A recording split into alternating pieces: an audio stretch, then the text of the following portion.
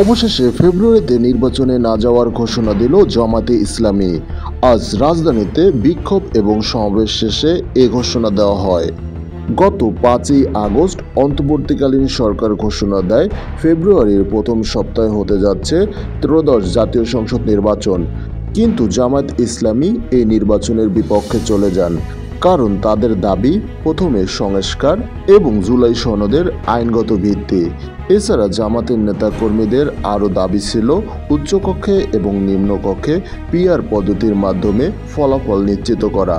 যদি বিএনপি এবং অন্তর্বর্তীকালীন সরকার পিআর পদ্ধতি চালু না করে, তাহলে ত্রয়োদশ জাতীয় সংসদ নির্বাচনে জামাতে ইসলামী অংশ নেবে না বলে হুঁশিয়ার দেন।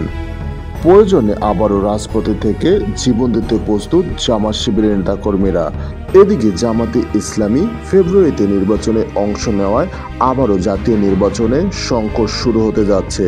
এর ফলে আবারও নির্বাচন সংকট ঘনীভূত হচ্ছে।